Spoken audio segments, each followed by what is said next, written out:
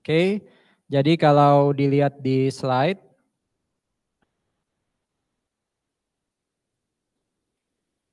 bagian pertama itu bicara soal statement of financial position. Harusnya nggak lama ya, karena materinya lebih banyak kualitatif kalau saya lihat, kuantitatifnya dikit, plus tidak serumit income statement, ya, tidak serumit income statement. Jadi kalau dilihat di situ, utamanya yang biru, di situ dikatakan yang namanya statement of financial position punya nama lain, ya. Kita sering kenal dengan istilah neraca atau balance sheet. Tapi sekali lagi kalau bicara teori, ya, apalagi kalau bicara IFRS dan PSAK, sepertinya istilah balance sheet sudah agak ditinggalkan. Apalagi kalau itu PT TBK, ya, itu sudah pakai istilah statement of financial position. Apa yang dilaporkan di statement of financial position? Nah, kalau minggu lalu kita bicara ada 5 elemennya income statement, maka ini kita bicara ada 3 ya elemennya. Anda sudah sangat-sangat paham, aset, liability, dan equity. Nah, tapi kata-katanya di situ pada tanggal tertentu. Ya, beda dengan income statement yang mengatakan pada periode tertentu. Makanya kalau lihat judulnya ya, PT ABC baris kedua Statement of Financial Position per 31 Desember, ya kan? Itu artinya kalau Anda lihat cash lalu ada di dalam financial positionnya ABC, itu berarti cash waktu tanggal 31 Desember. Bisa jadi hari ini udah beda angkanya. Ya. Dan cash itu bisa naik, bisa turun terus, tapi itu posisi per 31 Desember. Ya. Berapa dana di dompet fisik Anda sekarang? Ya. Anggap aja Anda bilang, oh 200.000 Pak, ya itu per hari ini. Ya, bisa aja besok Anda dikasih lagi, ditambah lagi, atau mungkin Anda pakai belanja tinggal 50.000 atau bisa jadi 500. Tapi itu per besok. Beda kalau saya tanya, selama 1 tahun ini Anda dapat duit berapa dari orang tua Anda? Nah, itu kan berarti saya tanya dalam satu periode tertentu. Ya, itu yang kotak pertama paling kiri. Yang berikutnya sebenarnya substansinya sama. Jadi kalau bicara sumber daya itu sebenarnya aset. Resources atau capital itu aset. Makanya saya selalu ulang-ulang ya ke Anda para mahasiswa akuntansi. Jangan lagi pakai istilah capital untuk equity. Karena sebenarnya capital itu aset. Paling gampang kan kapitalisasi itu kan berarti diakui sebagai aset. Ya. Selain menyajikan tentang sumber daya atau resources, juga menyajikan apa sih kewajiban kita kepada kreditor. Nah itu liability kan, itu liability. Itu yang tengah berarti ya, tengah atas. Dan juga equity. Nah, equity itu disebut net resources atau net asset atau net capital. Karena dia adalah selisih antara sumber daya kurangi kewajiban. Tapi ada filosofisnya akuntansi yang lain dan saya juga suka dengan filosofis itu. Sebenarnya equity juga kewajiban, tapi kewajiban kepada siapa? Kewajiban kepada siapa? Shareholder, ya kan? Itu juga kewajiban, tapi kewajiban kepada shareholder, ya. Jadi sebenarnya equity juga dalam tanda kutip juga bisa disebut utang ya, tapi utang kepada pemegang saham. Nah sebaliknya, kalau Anda suka banget nyebut bahwa equity itu modal, ya sebenarnya yang namanya kewajiban kepada kreditor itu juga modal. Anda kalau nggak dapat kewajiban dari kreditor dalam bentuk hutang ya, Anda nggak bisa bergerak. Karena uang Anda terbatas cuma dari pemilik, ya kan? Jadi sebenarnya capital itu bukan hanya equity tapi juga liabilities. Oke. Kalau yang kanan bawah itu isinya atau fungsinya. Dengan melihat statement of financial position, saya bisa memprediksi berapa sih jumlah aliran kas saya di masa depan. Namanya prediksi loh ya. Bisa geser, bisa tepat, gesernya jauh, geser dikit bisa aja.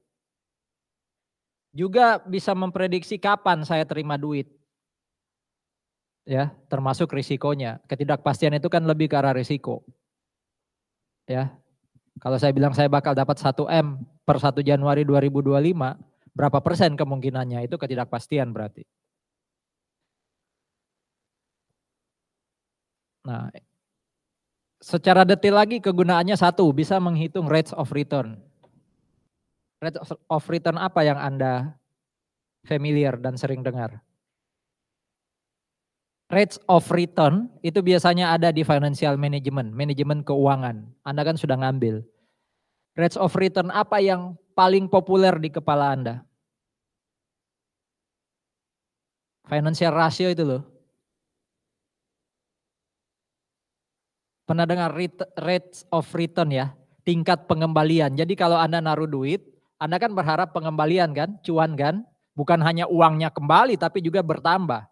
Nah, apa contoh rates of return yang populer di apa? Di mindset atau jadi pop up pertama kalau rates of return. Pernah dengar ROA kan? Nah, iya kan, itu rates of return. Return on aset ada di statement of financial position. Apalagi? ROE, iya kan? Itu rates of return juga. Ya. Saya selalu bilang, modal itu bukan equity. Modal itu apa? Oke, apa katanya pojok kanan atas? Struktur modal. Artinya apa sebenarnya? Dengan melihat statement of financial position, saya bisa melihat atau mengevaluasi struktur modal. Maksudnya? Hah? Maksudnya apa? Struktur aset. Iya, maksudnya apa? Aset saya itu lebih banyak liability atau equity, itu maksudnya struktur modal. Anda kapan nulis skripsi? Kapan mulai nulis skripsi? Angkatan 2023 secara kurikulum. Ini semester berapa sih? 3. 4 atau 5 nulisnya? 6, 7 kalau nggak salah kan Anda harus keluar kampus toh. Nggak tahu ya? Nah, saya kasih ide. Kalau mau nulis skripsi salah satu topik yang receh tapi udah jarang diteliti adalah struktur modal perusahaan di Indonesia itu lebih banyak equity atau liability sih? Iya kan? Rebut-rebutan deh. Ah, kalau mau rebut-rebut berarti ada yang perusahaan manufaktur, ada yang perusahaan jasa keuangan, silakan. Ya. Nah, selain itu juga bisa diteliti. Oke, kalau lebih banyak equity-nya, ya berapa persen biasanya rata-rata equity di perusahaan manufaktur, di perusahaan apa perdagangan tekstil atau elektronik. Minimal satu topik udah terpikir untuk nulis skripsi. Ini topik receh karena sebenarnya kan datanya tersedia banget, tinggal ngelihat perbandingan equity dan liabilities. Coba tanya koko-kokonya siapa, Velin. Ya, seberapa sulitnya dapat topik. Sudah dapat topik seberapa sulitnya direvisi. Sudah dapat apa? Sudah nulis seberapa sulitnya diuji, ya kan? Salah satu kokonya dengan saya ya, saya uji ya. Ngeluh enggak? Enggak, komplain enggak? Ya, jadi memang dinamikanya artinya siap mental lah kalau nanti mulai nulis skripsi. Ya. Kalau saya pribadi bercermin dan saya yakin teman-teman dosen lain juga sama ya. BTW ini udah di-record belum? Oke. Teman-teman dosen lain juga sama. Dosen itu nggak pernah mempersulit. Nggak pernah. Tidak ada intensi, akuntansi kan selalu intensi atau niat ya. Yang dari awal saya mau mempersulit mahasiswa yang saya bimbing ini jangan sampai lulus cepat. Enggak ada. Kami semua senang kalau mahasiswa kami malah lulus cepat. Kami semua senang kalau mahasiswa yang kami uji juga bisa lulus langsung. Ada beberapa kakak kelas Anda yang entah kenapa agak terlambat lulus itu dipanggil, malah didorong untuk apa sih yang bisa dosen lakukan supaya Anda bisa cepat lulus gitu. Tapi kok tetap sulit Pak? Ya sulit nggak apa-apa, asal jangan mempersulit. Nah kalau ada dosen yang mempersulit lapor ke dosen wali, lapor ke Kaprodi. Tapi jangan lapor Pak atau Bu, Pak Agus itu sulit, diketawain Anda. Ya, itu tadi topik. Ya, kedengarannya kok gampang atau apa, tapi nanti perjuangannya panjang. Cuma yang lucunya Fun fact-nya adalah ketika sudah selesai, coba sekali lagi tanya kokonya, ketika sudah selesai, suruh baca skripsinya, bangga ada dia dengan skripsinya, saya yakin enggak? Cuma kayak gini tuh.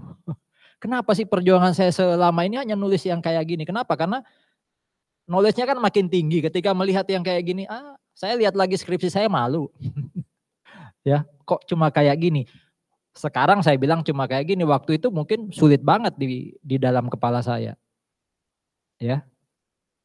Oke, itu pojok kanan atas, yang kiri bawah. Likuiditas tahu? Apa indikator likuiditas? Dengan melihat statement of financial position lalu kita bisa tahu likuiditas, maksudnya kita lihat apa? Cash, stock. Iya sih, liquid itu ukurannya paling tinggi itu cash. Ya gampangannya adalah seberapa cepat suatu aset itu di-cash-kan. Di-cash keraskan gitu ya, dicairkan jadi cash keras. Kalau itu utang, berarti apa? Seberapa cepat utang itu harus dilunasi. Nah biasanya kan indikatornya apa? 1 tahun ke bawah, itu likuiditas. Rasio likuiditas yang paling top di kepala Anda apa? Tadi kan rate of return, contohnya yang paling top apa? ROA, ROE kan. Kalau rasio likuiditas, current ratio pernah dengar?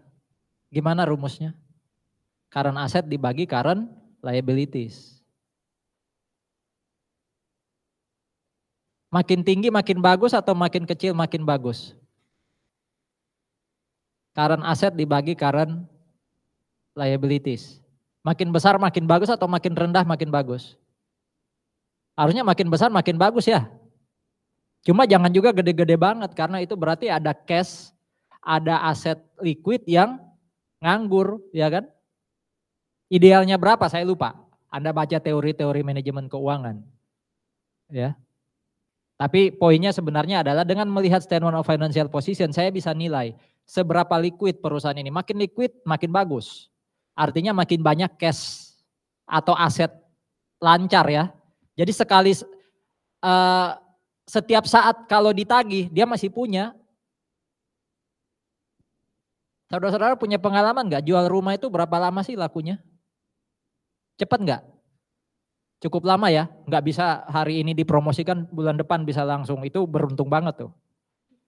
Samping rumah saya dijual gitu, sampai sekarang udah lama, sampai sekarang belum ada yang beli, ditawarin terus ke saya. Ya. Artinya apa? Oke aset kita banyak, tapi asetnya banyak itu aset non current. Masalahnya ada utang yang harus dibayar besok. Ayo gimana caranya coba? Kalau aset kita kebanyakan non current, cash kita dikit, kan masalah tuh nanti. Berarti likuiditas itu penting.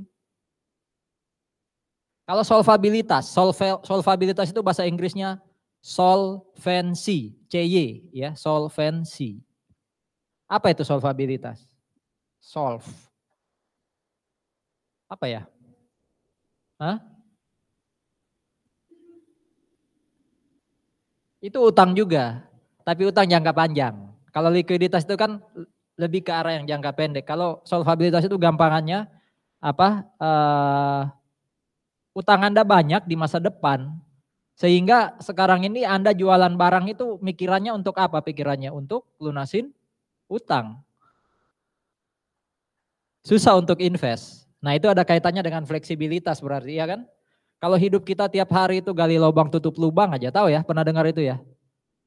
Utang di sana lunasin dengan cara utang tempat lain. Waduh itu harus segera minta hikmat juga dari Tuhan supaya bagaimana caranya ada kelebihan yang bisa kita invest.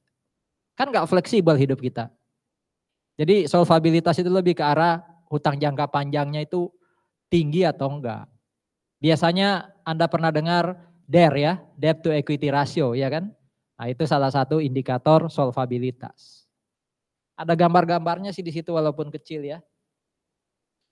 Liquidity, how quickly my asset convert to cash. Kalau solvabilitas, waduh aku tenggelam di lautan utang. Kalau yang kanan, I wonder if they will pay me back. Saya nggak tahu mereka bakal bayar saya nggak, fleksibel nggak ya mereka bakal bayar saya gitu. Kegunaan keempat yang tadi saya bilang risiko, ya kita dengan melihat statement of financial position kita bisa kira-kira ngukur seberapa besar peluang kita untuk dapat cash di masa depan. Jadi berapa kira-kira cash yang didapat dan peluangnya berapa. Oh enggak, fleksibilitas tadi.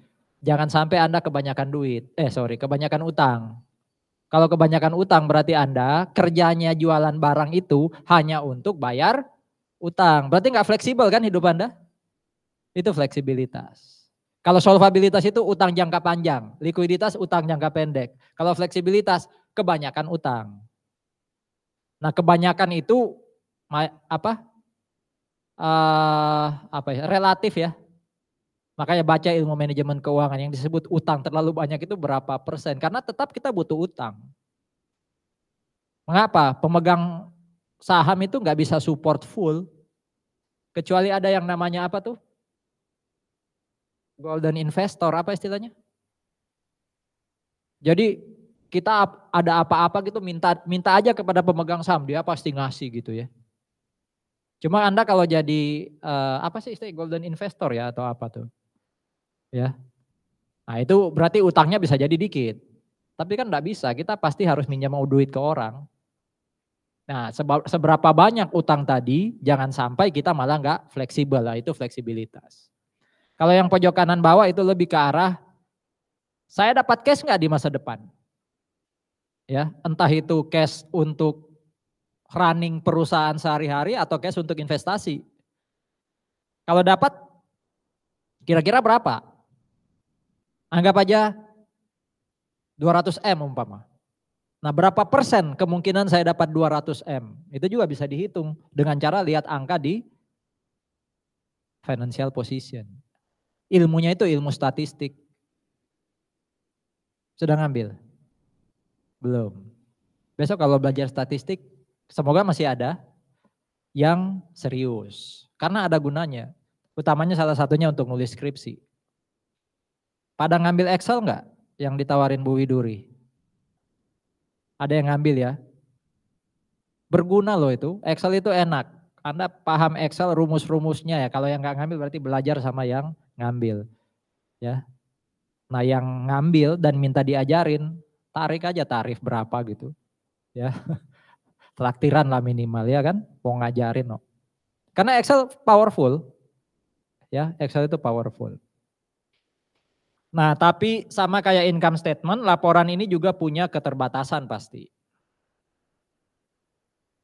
Mayoritas aset dan liabilities itu masih pakai historical cost. Pasar itu sekarang sejak IFRS muncul itu lebih suka fair value sih, tapi belum bisa semua.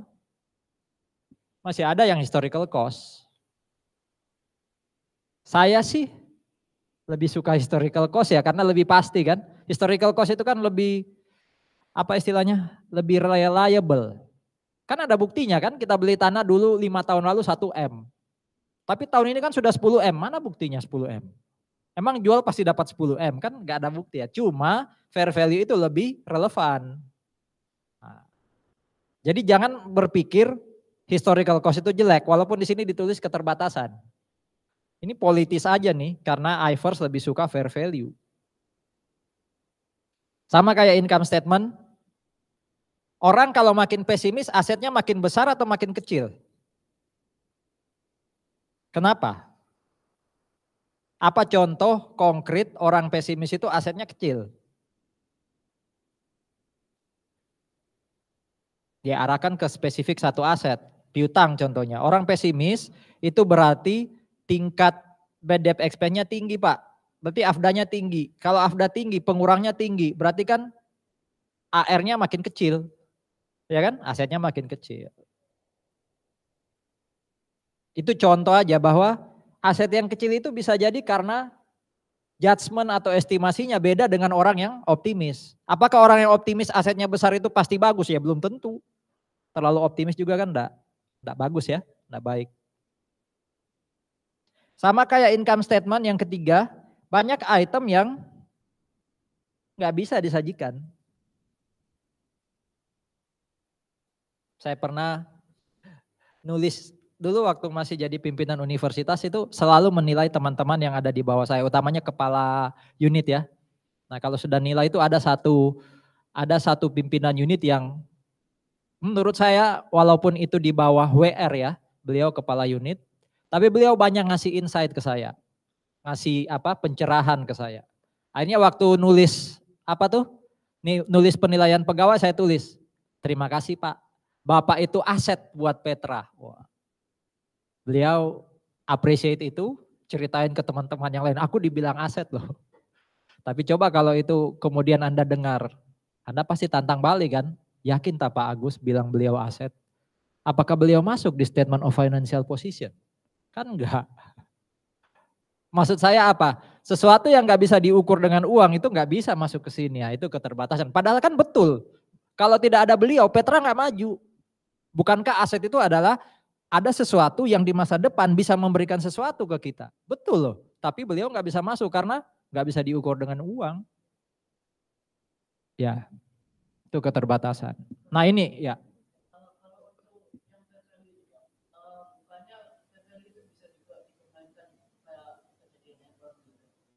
Terus?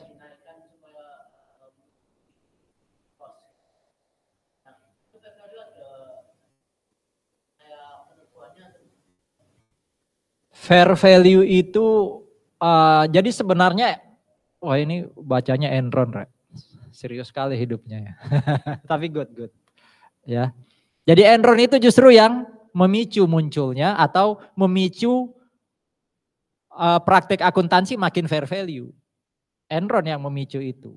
Karena apa? Orang dulu selalu tergantung pada historical cost. Ya.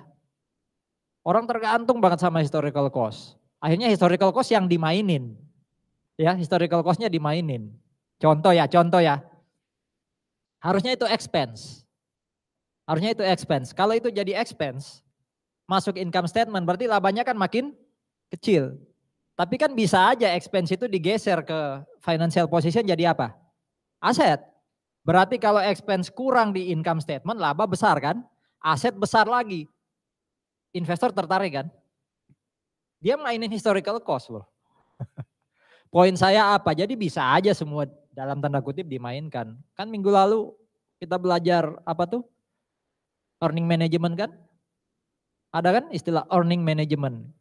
Yang namanya manajemen keuangan, manajemen earnings, manajemen laba itu sah-sah aja. Tapi jangan terlalu jauh kita melakukan manajemen. Nah, fair value itu part of earning management. Ya.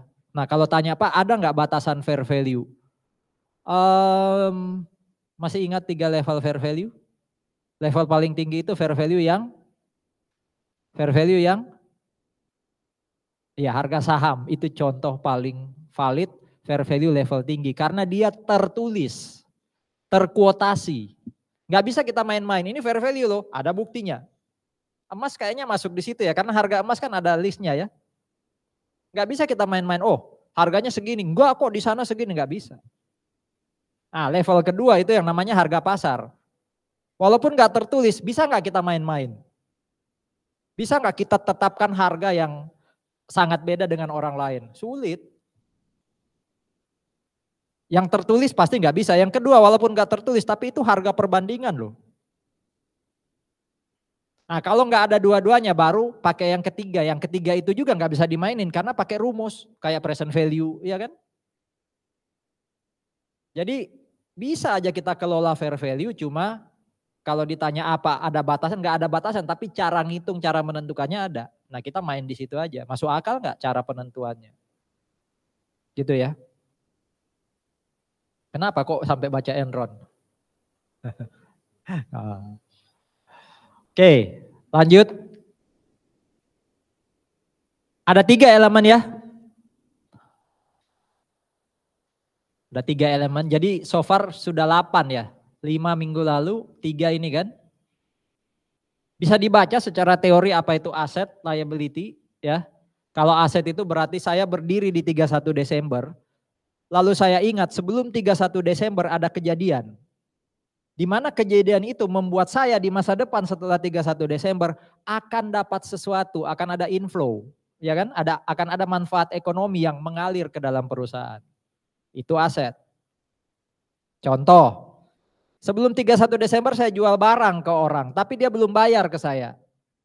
Dia bayarnya tanggal 3 Februari 2025. Berarti di masa depan saya akan terima apa? Cash kan? Nah, cash itu kan aset. Jadi kejadiannya masa lalu, tapi di masa depan bisa ngasih sesuatu ke kita.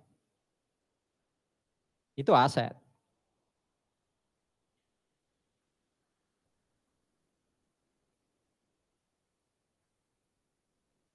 Kalau liability kebaliknya, ada kejadian atau transaksi sebelum 31 Desember, masa lalu ini maksudnya sebelum tanggal laporan keuangan ya,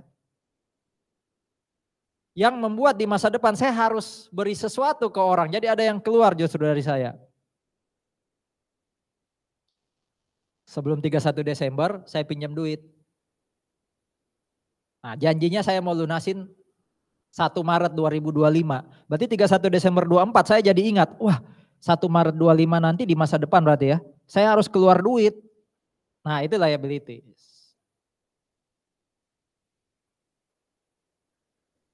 Pernah dengar janji adalah utang kan ya? Ada ungkapan itu ya, janji adalah utang kan? Artinya apa?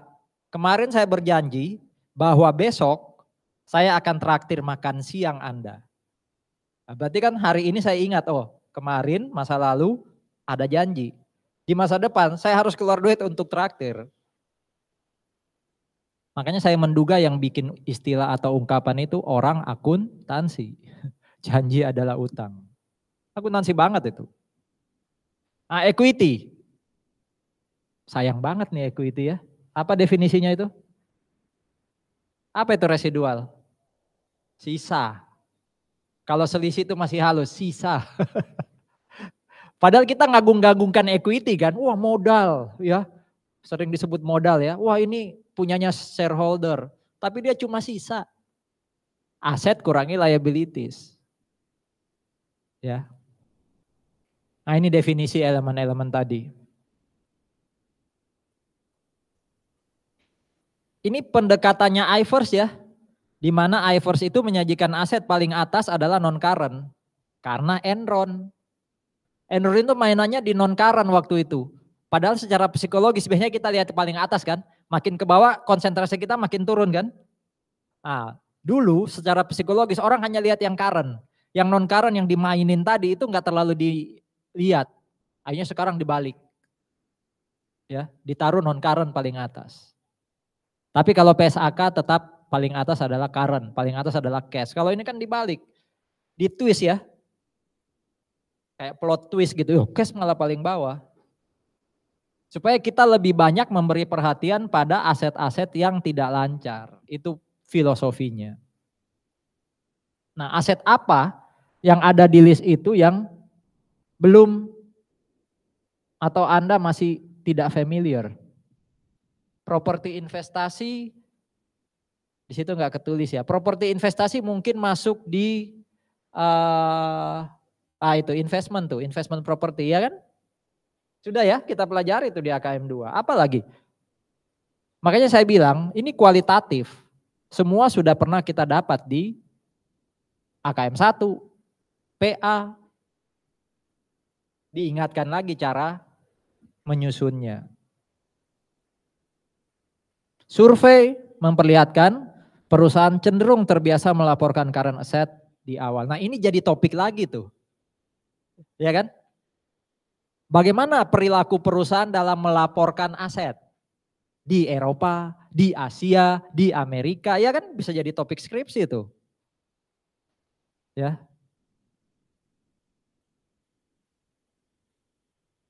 Kalau mau nulis dari sekarang monggo. Daripada nanti pusing pas ditanya topik. Karena ada jalur publikasi, pernah dengar kan ya? Anda publish sejak sekarang oke, nanti didaftar pas saatnya Anda mendaftar. Udah Anda nggak pusing lagi. Ngumpul data sejak sekarang umpama. Ya. Kalau publikasi itu enaknya apa? Anda nggak diuji sama dosen dalam. Lebih kejam dosen dalam. Dibanding orang luar. Karena publikasi itu Anda publish di jurnal luar. Dia nggak ketemu langsung dengan Anda, paling dia ngemail, Stefani ini salah tulis loh, umpama ya. Kan nggak terlalu sakit karena bahasa email. Dibanding kalau saya ngomong, Stefani kamu nulis kok kayak gini sih? Nah, gitu ya. Itu yang membuat kakak kelas Anda salah satunya memilih publikasi. Selain itu kayaknya publikasi itu seingat saya, walaupun sekarang boleh sendiri ya, itu bisa tim. Jadi berbagi dukanya itu bisa bisa lebih enak dibanding nulis sendiri. Kalau Anda mau mulai nulis sekarang, monggo. Saya S1 waktu nulis skripsi masih on the track. Oh ya, SKS saya S1 itu masih 166. Anda berapa? 144 ya. Makanya saya langsung dapat AK. Gelar AK itu gelar profesi. Jadi SE AK.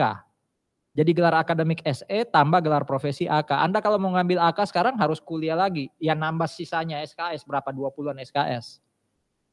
Nah itu hitungan saya harusnya saya bisa lulus 4 atau 4,5 tahun lah. Tapi di tengah nulis dosen pembimbing saya yang pertama itu kecelakaan, meninggal. Waduh agak panik waktu itu. Akhirnya kan pindah saya nyari dosen baru. Cuma waktu itu saya berpikir saya harus lanjut yang saya tulis dengan dosen lama. Kalau enggak nyari ide yang baru itu aduh pasti itu tadi ya langsung twist lagi itu susah. Data sudah kumpul nih. Puji Tuhan dosen baru setuju dengan topik itu. Data sudah ada sebagian ya tinggal dilanjut. S2 saya agak-agak kena prank karena waktu itu saya masuk S2 saya ambil Manila ya. Karena waktu itu Manila atau Filipina paling awal menerapkan IFRS. Plus saya juga sangat-sangat tertarik dengan akuntan Filipina yang ada di mana-mana. Entah di Amerika, di Indonesia gitu ya. Pengen tahu aja. Tapi ternyata di sana S2-nya itu di-create untuk part-timer. Ya sama sih. Rata-rata S2 itu untuk part-timer. Kenapa? Maksudnya apa? Orang-orang yang ngambil S2 itu kan sudah kerja ya. Nggak bisa kayak Anda bisa pagi, ya kan? Bisa full ngambilnya. Akhirnya apa? Karena itu di-create untuk orang yang udah kerja, SKS yang ditawarin dikit-dikit.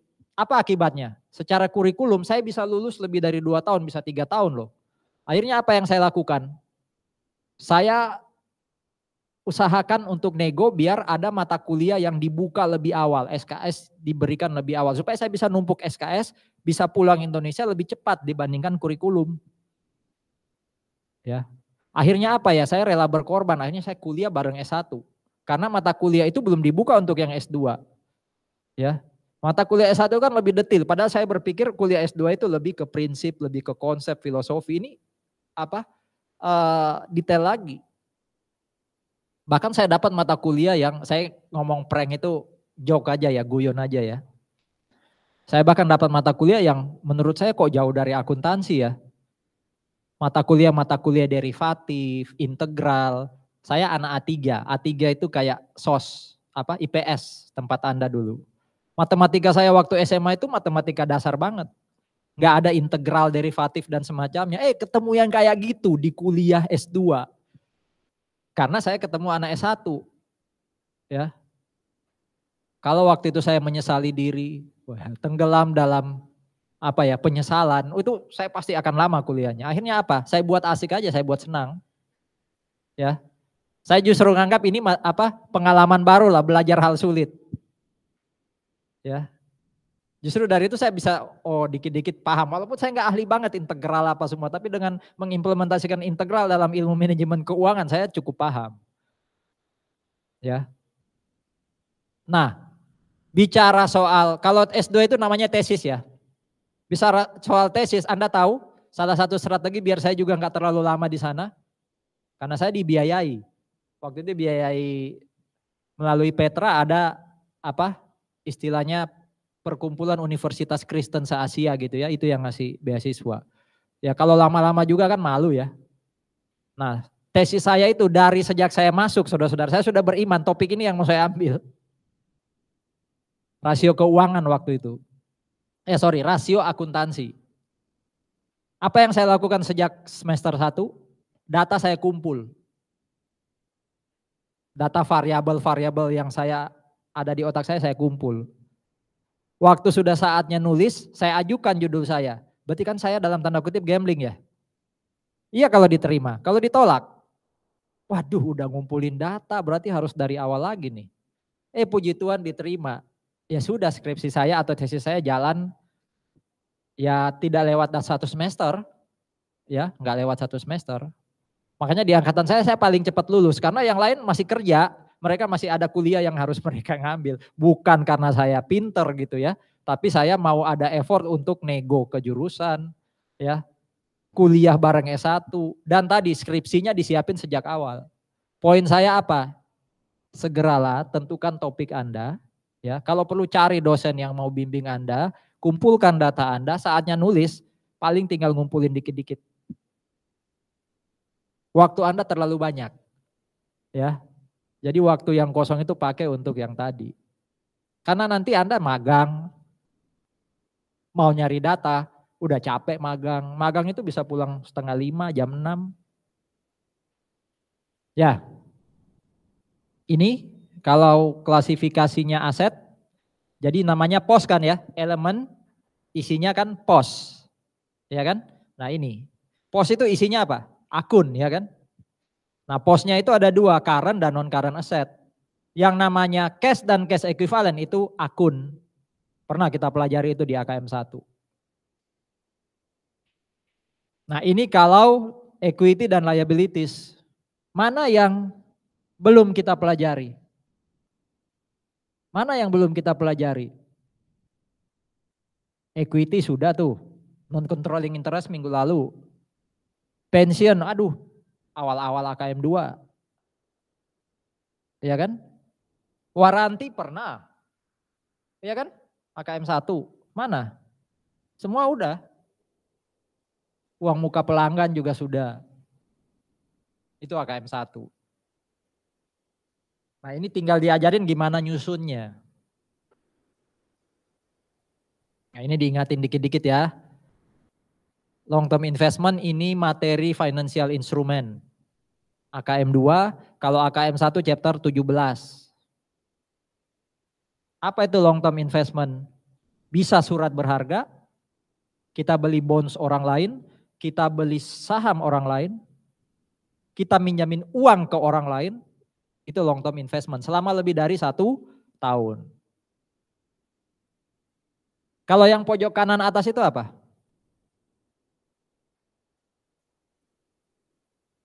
Kalau bentuknya tanah bangunan itu yang disebut apa? Properti investasi. Ya kan? Tapi kalau selain tanah bangunan, nah itu long term investment namanya. Beli lukisan. Untuk koleksi aja, nggak dipajang. Untuk spekulasi. Nah itu masuk yang pojok kanan atas. Kalau tanah bangunan namanya properti investasi. Makanya namanya apa? Long term investment. Nah sebenarnya saudara-saudara beli aset itu, PPE, itu sebenarnya masuk dalam long term investment loh. Iya kan? Karena beli aset supaya kita bisa dapat return, itu kan investasi. Cuma dia tidak dimasukkan dalam kategori ini. Dia ada tempatnya sendiri tuh, PPE. Ya kan? Di bawah LTI, di bawah properti investasi. Tapi maksud saya apa? Saya ingin membuka mindset Anda bahwa investasi itu enggak hanya beli surat berharga. Beli tangible asset pun itu dianggap investasi, pojok kanan atas. Asosiasi. Masih ingat perusahaan asosiasi itu kayak apa? Kalau kepemilikan kita 0 sampai 20. 20 sampai 50 ya. Jadi kuadran kedua. Kalau kuadran ketiga kan apa? Subsidiary kan? Anak perusahaan. Nah, perusahaan asosiasi itu sering disebut anak perusahaan tapi tidak konsolidasi, non consolidated subsidiary. Iya kan? Laporannya kan nggak perlu digabung kan? Yang digabung itu kan kalau lebih dari 50% dikonsolidasikan. Nah itu AKL nanti. Pak Arya dan Pak Tony. Ya. Nggak jauh beda lah dengan AKM. Asal AKM-nya kuat, AKL-nya oke. Pension fund. Itu juga long term investment. Bukankah kita dengan naruh duit di dana pensiun, di masa depan kita bisa bayar pensiunan. Itu kan investasi. Ya. Nah ini jangan dilupakan. Held for collection, masih ingat? Beli obligasi, held for collection. Ya. Kalau saham ada trading, ada non trading. Ya. Obligasi juga ada yang held for collection and selling, ada yang cuma selling. Ya kan? Baca lagi deh instrumen keuangan. Nah, kalau lupa, ini disamerikan nih. Ya, ini disamerikan. Oh, kalau held for collection pakai apa?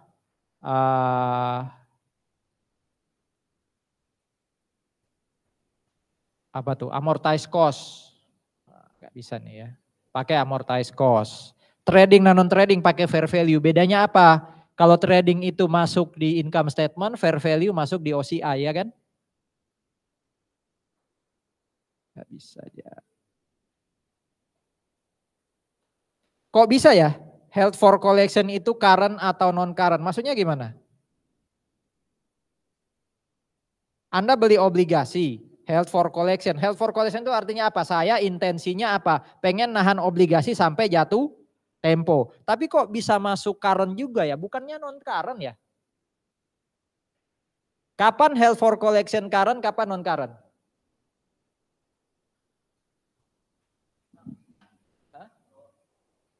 Ya gampang aja kan, kalau beli obligasi kurang dari 1 tahun, selama intensi saya nunggu sampai 11 bulan, itu kan juga held for collection dan current ya kan. Kalau trading pasti current. Anda beli obligasi terus intensinya untuk diperjualbelikan, pasti current itu.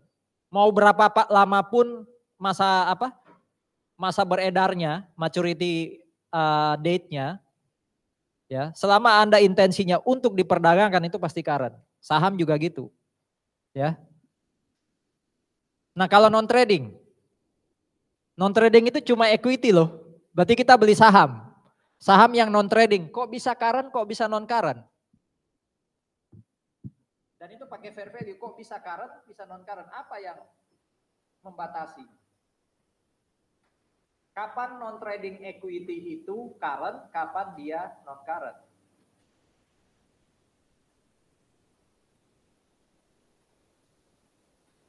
Jangan ngomong jatuh tempo 1 tahun atau lebih, bukankah saham tidak ada jatuh tempo? Apa sih tujuan kita beli equity kalau bukan trading atau non trading itu kita mau apakan sih? Apa tujuannya? Oke, berapa lama mau dapat dividen kan? Kalau hanya tahun ini itu current. Tapi kalau pengen dapat dividen lebih dari 1 kali, berarti 2 atau 3 kali, lebih dari 1 tahun ya berarti current. Bukan jatuh temponya tapi intensi menahannya. Apalagi selain dapat dividen? Selain untuk diperdagangkan atau spekulasi, pengen dapat dividen, apalagi tujuan kita beli saham? Apa? Oke, kepemilikan. Nah, pertanyaannya mau berapa lama Anda memiliki atau mengontrol perusahaan? Kalau lebih dari setahun, ya non current dia. Nah, ini semua based on judgment management ya. Oke. Saya ingatin lagi Fiona, kalau mau jadi dosen silakan loh, ambil S2. Ya. Kayaknya ingat ya semua. Kamu yang kamu lupain apa sih? Biasanya orang, kamu yang kamu ingat apa ini kalau Fiona, kamu yang kamu lupa apa sih? PPI ya, ini udah ahli banget lah ya. PPI itu pokoknya tangible asset dipakai untuk operasi, udah itu aja. Aset berwujud atau aktiva berwujud ya, digunakan untuk operasi. Jadi dia terlibat dalam kesehariannya perusahaan. Kalau nggak terlibat namanya investasi. Kalau nggak terlibat bentuknya tanah bangunan namanya properti investasi. Terlibat itu artinya ya tadi dipakai jadi kantor, dipakai jadi pabrik, mesin sudah pasti PPI karena digunakan untuk produksi. Kebanyakan non current aset itu didepresiasi atau disusutkan. Nah, namanya kalau PPI itu depresiasi ya. Tapi kalau non current asetnya adalah sumber daya alam, namanya depresi. Kalau non current asetnya namanya intangible, namanya amortisasi. kecuali tanah. Sudah tahu kan filosofinya kenapa tanah nggak didepresiasi? Kenapa? Karena kita tidak bisa mengestimasi useful life. Itu aja alasannya. Jangan pakai alasan macam-macam. Itu alasan akuntansi. Investment property juga sudah kita bahas. Properti itu hanya tanah dan atau bangunan.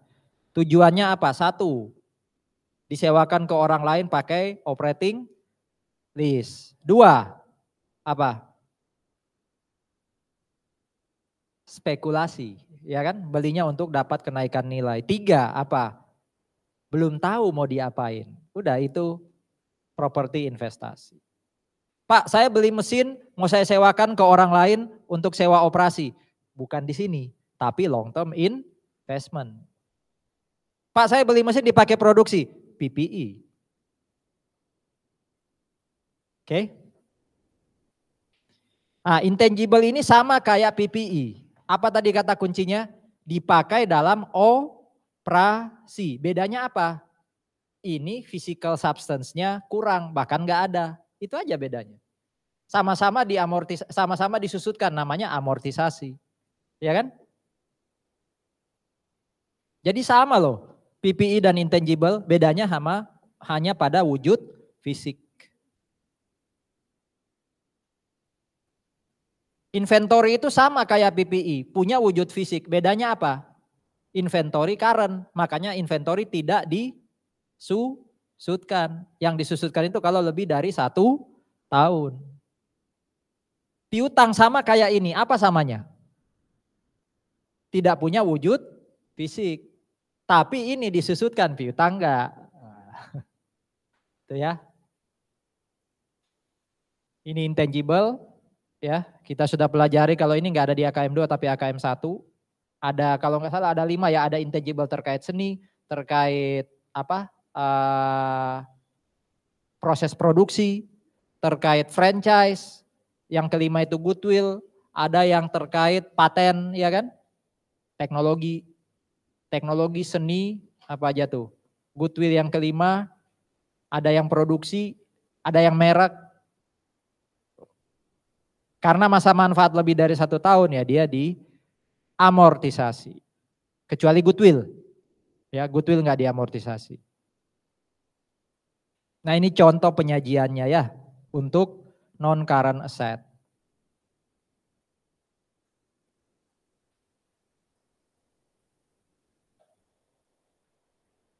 Kalau other asset ya ini buangan di aset ya. Tidak bisa masuk di salah satu antara apa tadi?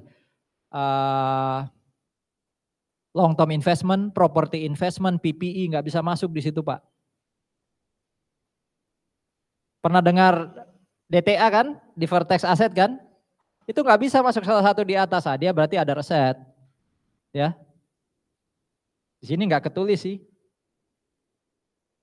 Receivable itu rupanya masuk sini kalau non current. Berarti lebih dari 1 tahun. Prepaid expense itu nggak melulu current loh. Kalau dia long term, masuknya di sini di other asset. Bukan long term investment. Tapi agak beda. Kalau receivable yang non current itu patokannya lebih dari 1 tahun. Kalau prepaid expense dari teori yang pernah saya baca, itu kalau dia lebih dari 3 tahun. Jadi prepaid yang 3 tahun ke bawah masuk current. Tapi prepaid yang di atas 3 tahun itu masuk other asset. Termasuk pernah dengar restricted cash kan? Restricted cash kalau dibatasi lebih dari 1 tahun, dia masuk di sini, di other asset. Atau kalau nggak di other asset bisa masuk LTI, long term investment. Tapi secara basic defaultnya masuk di sini ya. Kalau restricted cash tapi current masuk di mana? Cash dibatasi tapi current masuk di mana? Di current asset bagian mana? Hah? Cash equivalent, betul. Jadi cash equivalent itu sebenarnya investasi yang jatuh tempo 3 bulan ke bawah dan restricted cash. Masih ingat, nah ini masih ingat. Bukan hanya court yang dia ingat tapi juga akuntansi.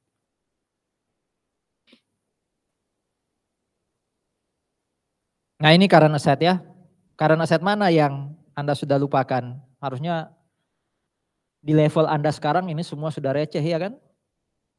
Mana coba? Nah ini tolong diingat-ingat basis of valuation-nya ya.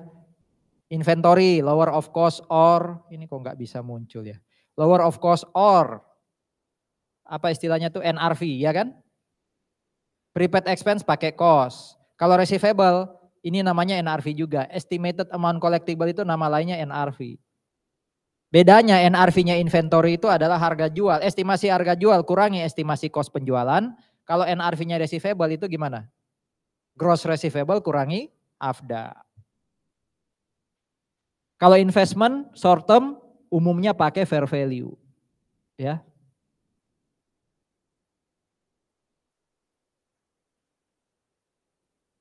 Bedain antara FIFO average, periodic perpetual dengan lower of cost or NRV.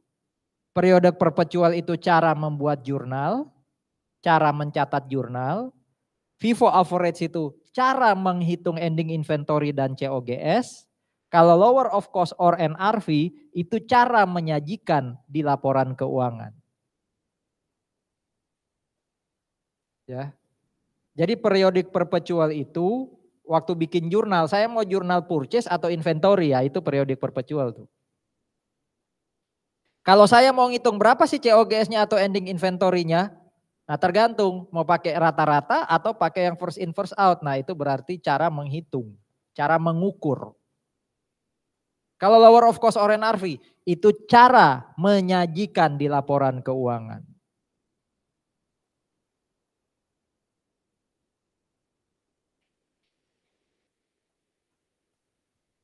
Receivable tadi pakai apa? Estimated amount collectible atau NRV. Ngitungnya gross kurangi AFDA. Kalau prepaid ya berarti ada pembayaran cash tapi expense-nya belum diakui. Ada pembayaran cash tapi kita belum terima manfaat. Itu prepaid. Bisa insurance expense. Ya. Prepaid insurance expense itu kan prepaid berarti. Supply tanpa expense ya, itu prepaid. Prepaid tax, prepaid rent, prepaid apa? Advertising. Ini kalau investment, mirip kayak yang long term tadi ya, cuma jatuh temponya pasti current. Ya kan? Short term investment namanya aja short term ya, harusnya current. Jadi jangan bingung dengan klasifikasi current atau non current gitu ya. Ya tergantung tadi ya, held for collection itu jatuh tempo. Kalau non trading itu tergantung tadi, saya mau nahan untuk apa? Dapat dividen. Berapa lama mau dapat dividen? Kalau trading pasti current.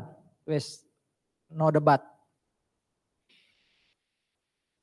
Cash equivalent ingat, jatuh temponya aslinya 3 bulan ke bawah.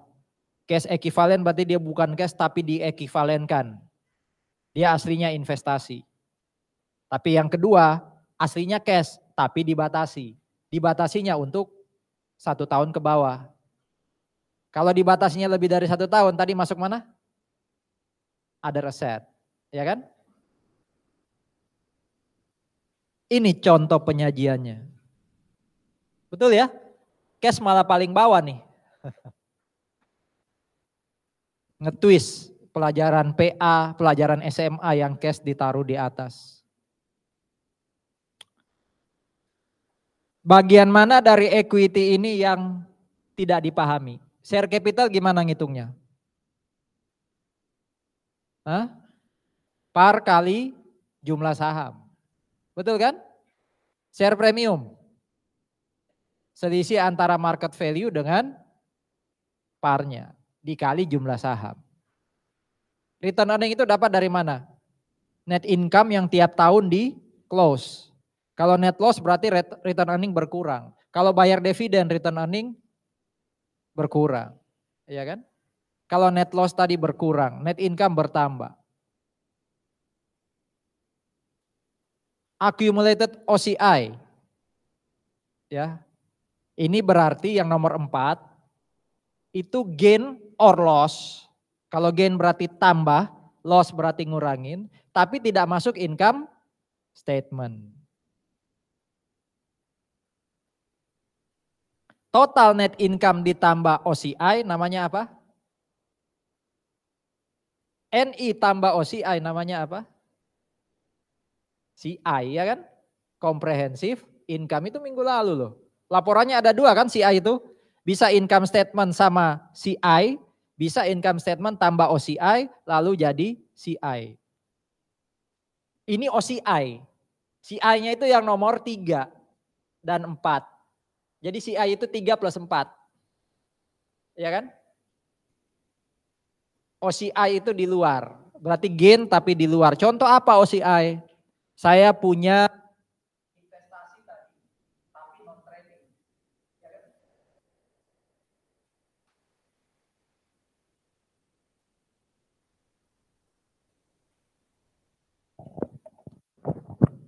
Saya beli 1.000. Terus akhir tahun saya masih pegang, nilainya udah 1.200. Ada 200 gain. Nah, karena investasi saya itu non trading, gainnya tidak masuk income statement. Ya. Dia masuknya di OCI. Tapi total equity itu nambah, OCI ditambah income statement atau ditambah net income. Itulah yang disebut apa? Comprehensive income. Jadi CI sama dengan NI plus OCI. Apa itu OCI sekali lagi? Laba atau rugi yang tidak masuk income statement. Treasury itu yang nomor 1 dan 2, tapi kita beli. Kita beli lagi. NCI udah dibahas kemarin di income statement, minority interest, part of equity ya, yang kemudian dimiliki oleh minority interest ya. Nah, ini penyajiannya. Lebih lengkap sampai di non-controlling interest. Oh ya, treasury itu karena kita membeli, bukan yang kita terbitkan, itu berarti sifatnya minus ya, itu less treasury share. Itu kenapa OCI-nya minus? Karena itu income loss, bukan income gain. Ya.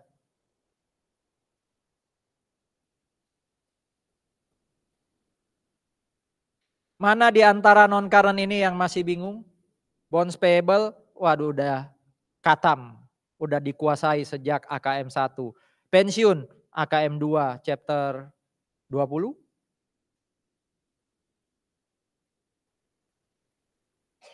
Ya.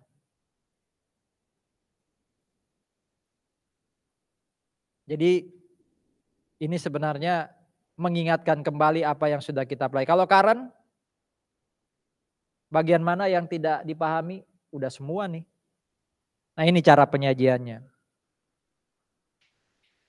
Nah, bentuknya statement of financial position itu bisa account form, bisa report form. Account itu memanjang dari atas ke bawah. Report itu atas ke bawah. Account itu kayak pernah dengar T account ya? T account itu kan kayak bikin GL ya. Ada kiri kanan kan. Jadi kalau account itu ingat-ingat T account berarti kiri kanan. Tapi kalau report atas ke bawah. Ini account kiri kanan. Kan kayak ada T-nya itu kan. Nah, ini kayak T. Ini bisa topik juga nih. Lebih banyak perusahaan pakai report atau account? Walaupun itu receh, perlu ditambah lah pembahasan skripsinya. Bukan hanya berapa banyak, mungkin ada faktor yang mempengaruhi perusahaan menggunakan report form. Atau faktor yang mempengaruhi perusahaan menggunakan account form. Ada pertanyaan? Nah, ada info, ini bagian kedua statement of financial position, kita bicara informasi tambahan. Jangan lupa sekali lagi, ada 5 laporan keuangan, ya. Include dalam laporan keuangan yang paling kanan yaitu notes. Jadi sebenarnya bagian ini lebih banyak membahas yang paling kanan itu, notes. Gimana sih caranya menyajikan informasi tambahan? Karena sifatnya tambahan berarti dia nggak masuk di 4 basic financial statement itu. Dia masuknya di notes. Nah itu ya. Jadi sebenarnya bagian kedua ini mau bahas notes. Catatan laporan keuangan atau notes to the financial statement, isinya ada 2 isi besarnya. 1, accounting policy. 2, tadi, additional notes atau catatan tambahan. Saya ulangi ya. Jadi laporan keuangan ada 5 ya, dipisah 5. Khusus untuk yang notes to the financial statement dipisah 2. Ada accounting policy atau nama lengkapnya apa tuh? Summary of significant accounting policy. Kalau yang kedua isinya catatan tambahan. Apa itu accounting policy? Apa itu kebijakan akuntansi? Contoh paling gampang, Anda menilai inventory pakai FIFO atau average? Oh pakai average, tulislah di notes, ya tulislah di notes di bagiannya inventory bahwa saya pakai average. Ya.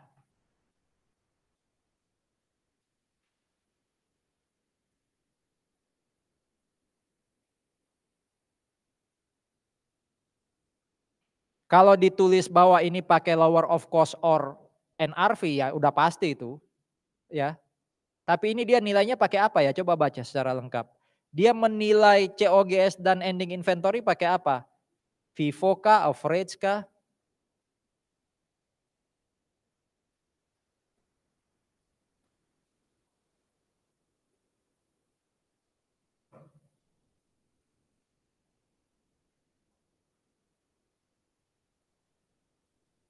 Sini nggak jelas ya dia pakai FIFO. Tapi yang pasti dia menjelaskan bahwa dia pakai apa tadi? Lower of cost or NRV. Intangible asset, katanya pakai apa dia nilainya? Historical cost. Kalau dia pakai fair value dia sebut pakai fair value. Ini dia pakai historical cost. PPI dinilai pakai apa? Masuk di apa namanya? Significant of accounting policy. Ya kan? Nilai piutangmu itu kamu nulis BDE atau AFDA itu kamu nilai pakai apa? Percentage of AR atau sales? Masuk di accounting policy tempatnya. Nah ini contoh PPI. Ya. Sorry, ini contoh kebijakan akuntansi, ini contoh catatan tambahan. Jadi kalau bicara PPI, accounting policy-nya itu berarti apa metode yang kita pilih. Tapi kalau bicara catatan tambahan untuk PPI, nah ini contohnya, ini contoh catatan tambahan PPI, bukan lagi accounting policy. Karena accounting policy berarti kita bicara apa? Metode penyusutannya pakai apa Pak? Oh garis lurus, nah itu accounting policy namanya. Pernah dengar apa tuh? Metode kerugian piutang yang aging schedule, pernah dengar? Aging schedule. Aging schedule itu berarti percentage of AR. Kalau kita buat catatan terkait bagaimana ngitung percentage of AR dengan aging schedule, itu catatan tambahan. Tapi kalau kita nulis, saya pakai percentage of AR itu berarti apa? Accounting policy. Pokoknya kalau ada hitungan rinci kayak gini itu catatan tambahan. Tapi kalau hanya ngomong metode yang dipakai itu accounting policy. Gitu ya. Nih receivable nih. Ini kan ngitung nih. Total trade receivable berapa. Berapa yang jatuh tempo. Berapa yang jatuh tempo kurang dari 3 bulan. Ini catatan tambahan. Tapi kalau ditanya piutangmu pakai metode apa ngitung AFDA-nya. Nah itu masuk di accounting policy. Oke. Bagian ketiga juga, nah kalau bagian ketiga ini bisa dibilang mayoritas di notes. Tapi bisa aja ada yang masuk di laporan keuangan, khususnya neraca atau financial position. Gimana cara saya mengungkapkan, gimana cara saya mendisclose informasi, itu ada di bagian ketiga. Cara mengungkapkan yang pertama disebut parenthetical. Parenthetical itu berarti dalam kurung. Contoh ya, tadi katanya par value gimana ngitungnya? Share capital gimana ngitungnya? Par value kali jumlah saham kan. Nah itu. Ordinary share. Share capital ordinary gitu ya. Itu dihitung dengan cara jumlah lembar saham yang 1361 per lembarnya 10. Ya 10 sen mungkin. Ya kan? Daripada Anda sulit-sulit nyari di mana? Di notes. Di disclose-nya langsung di laporan keuangannya. Toh singkat, nggak perlu ruang yang banyak untuk menjelaskan. Nah, itu namanya teknik parenthetical. Jadi dia masuk di laporan keuangan penjelasannya.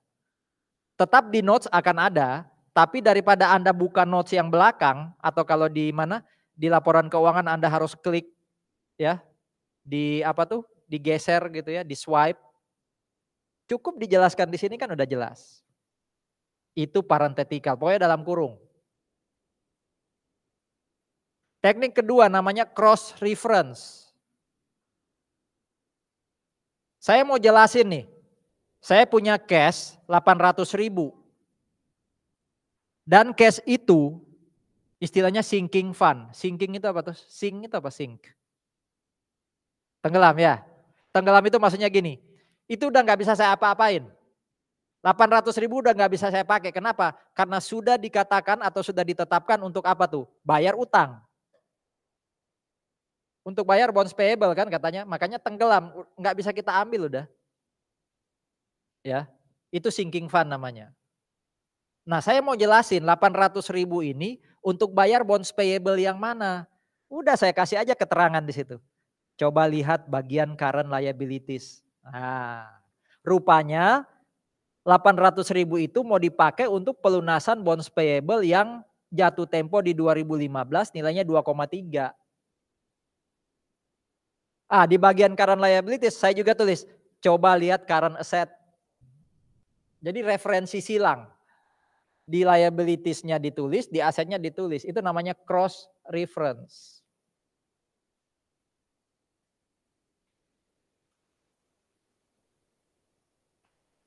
Jadi so far ada berapa? Parenthetical, kedua cross reference. Ketiga ada namanya contra items. Ini Anda ahli sekali. Apa contoh contra items? Menyajikan suatu akun atau pos dengan cara kontra. Kontra itu berarti kan melawan, berarti mengurangi kan? Apa contohnya contra items? Bagaimana contoh penyajian pakai contra items?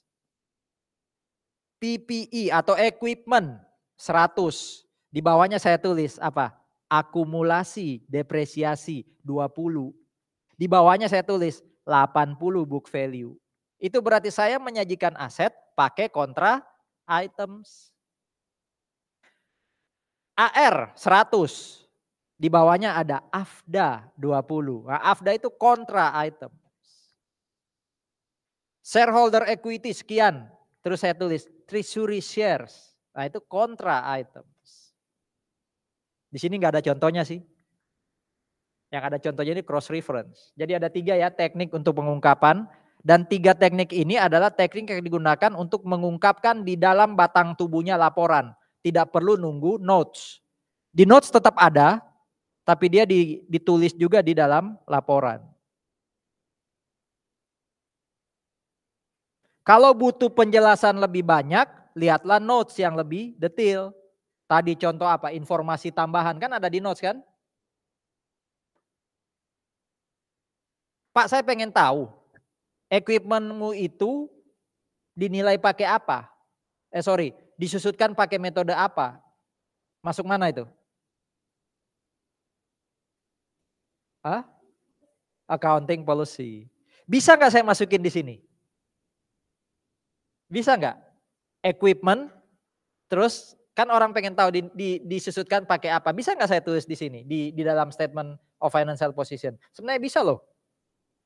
Bisa aja. Dalam kurung. Parenthetical berarti kan straight line kan oke aja. Cuma jadinya terlalu padat laporan kita kan? Karena di setiap pos itu, di setiap akun kita tulis penjelasan. AR pakai apa tadi? Percentage of AR atau percentage of sales. Terlalu padat kan? Setiap baris itu ada dalam kurungnya.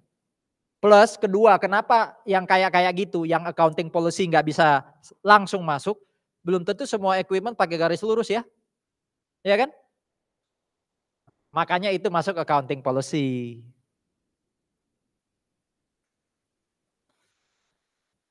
Ini pedoman lain. Offset. Offset itu pokoknya ngurangin. Pernah saya jelasin minggu lalu. Finance cost. Finance cost itu kalau pakai offset artinya isinya apa finance cost itu? Kalau pakai teknik offset, finance cost itu isinya apa? Kalau nggak pakai offset, finance cost itu isinya apa? Interest, expense. Tapi kalau pakai offset, berarti dia selisih antara, kayaknya rekamannya udah di-upload deh, oh belum sempat lihat ya.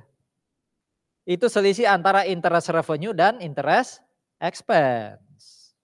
Coba deh dibaca lagi catatannya. Itu yang baru minggu lalu loh. Ada lagi offset untuk ini nih. Masih ingat DTA dan DTL? Itu bisa di offset. Jadi pilih salah satu yang lebih besar. Nggak usah disajikan dua-duanya, tapi nggak wajib, itu hanya pilihan. Kalau mau disajikan dua-duanya monggo. Sebenarnya teknik apa tadi tuh? Contra items itu juga offset loh.